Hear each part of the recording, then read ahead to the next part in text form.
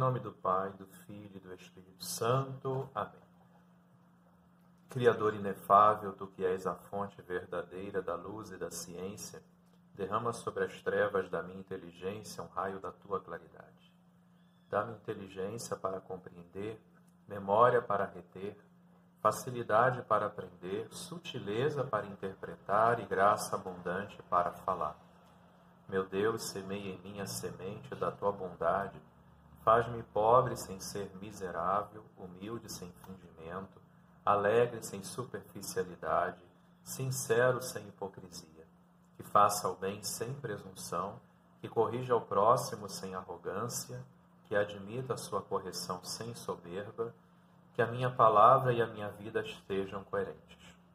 Concede-me verdade das verdades, inteligência para conhecer-te, diligência para te procurar, sabedoria para te encontrar, uma boa conduta para te agradar, confiança para esperar em ti, constância para fazer a tua vontade. Orienta, meu Deus, a minha vida, concede-me saber o que tu me pedes e ajuda-me a realizá-lo para o meu próprio bem e o de todos os meus irmãos. Amém. Em nome do Pai, do Filho e do Espírito Santo. Amém. Bom, com esse vídeo, estudando o Catecismo da Igreja Católica, na quarta parte, estamos vendo o combate da oração, que é um dos artigos, né? É do último capítulo dessa primeira parte do Catecismo, a primeira sessão dessa quarta parte. E estamos vendo o ponto, a humilde vigilância do coração. Então, para termos uma vida de oração verdadeira e profunda, é preciso ter um coração vigilante, mas essa vigilância tem que ser humilde. Ou seja, reconhecer que é o Espírito de Deus quem nos ajuda nessa nossa tarefa. No vídeo anterior falamos que devemos ter esse coração humilde na vigilância da oração perante as dificuldades da oração. E agora estamos no número 2732 do Catecismo, que nos diz também, nos fala também sobre a necessidade de termos esse coração humildemente vigilante, mas agora perante as tentações na oração. Então o Catecismo nos diz, temos as dificuldades da oração, mas temos também as tentações na oração. A tentação mais comum, e inclusive a mais oculta, aquela que nós menos percebemos, é a nossa falta de fé, diz o Catecismo, né? E é perigosa, porque é a mais oculta e a que menos percebemos. Mas o Catecismo diz que essa falta de fé não é uma incredulidade declarada. Eu não rezo porque eu não acredito em Deus, porque eu não quero mais acreditar nele, não acredito mais nos milagres, na força dele na minha vida. Não.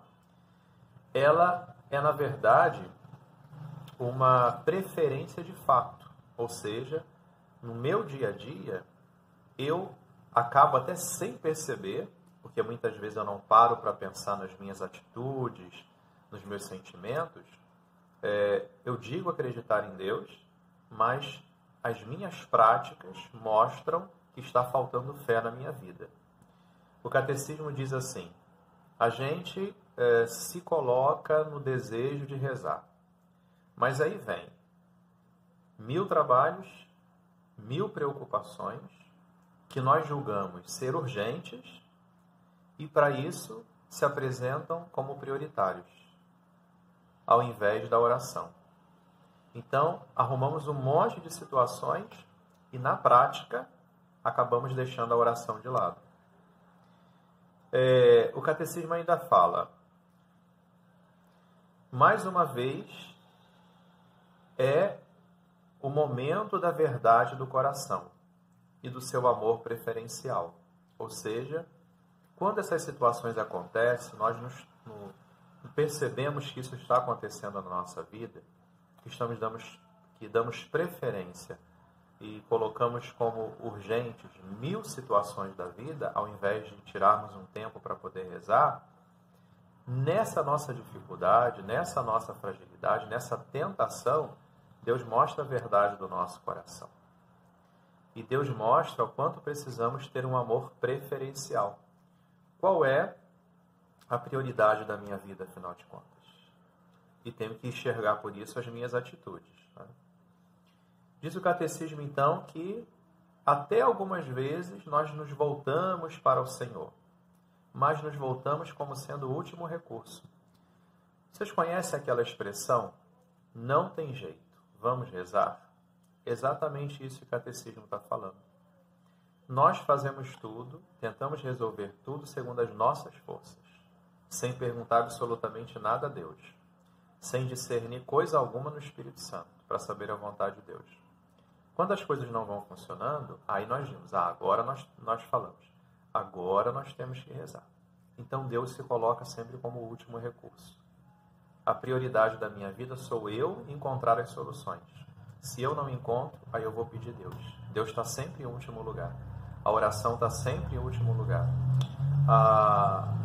O desejo de saber a vontade de Deus está sempre em último lugar.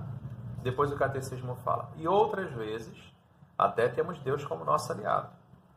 Rezamos, discernimos, só que nós conservamos um coração cheio de presunção. Fui eu quem consegui. Esquecemos de ter um coração humilde, sabendo que, na verdade, foi o discernimento veio de Deus, a força veio de Deus, foi Ele que me abriu as portas, Ele que me abriu os caminhos. A única coisa que eu fiz foi tentar ouvi-lo. Mas não. Quando eu tomo Deus como meu aliado, aí eu, às vezes, me encho de presunção e de orgulho. Aí eu consegui. De forma que a nossa falta de fé, nesse sentido que eu acabei de explicar, que o catecismo nos ajuda a compreender, não que sejamos incrédulos, mas na prática acabamos colocando sempre Deus em último lugar e eu acabo sendo o centro de tudo, essa falta de fé, esse tipo de falta de fé, revela que nós não temos as disposições para ter um coração humilde. Um coração que verdadeiramente sabe se colocar em oração. Deus está em primeiro lugar. Deus está à frente em tudo. Eu só tenho que tentar ouvir a sua voz, o seu apelo que Ele me pede.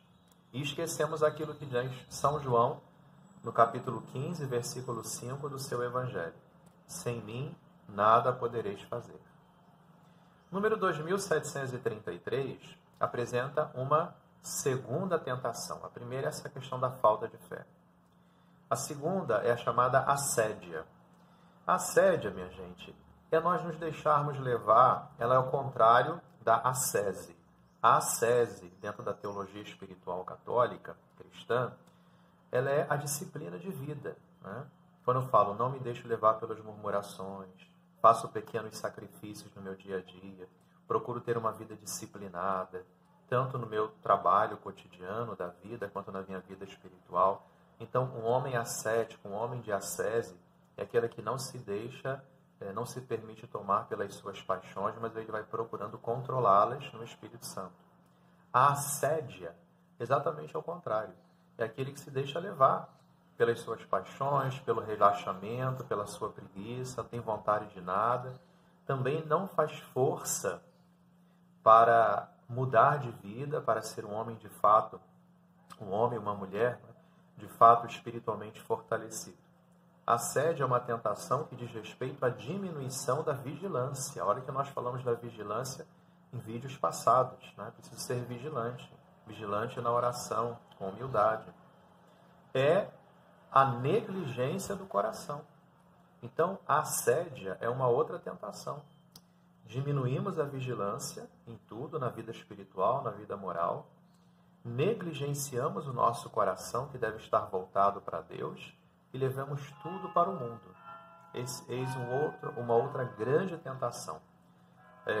Mateus, no capítulo 26, versículo 41, diz assim: o espírito está decidido, mas a carne é fraca.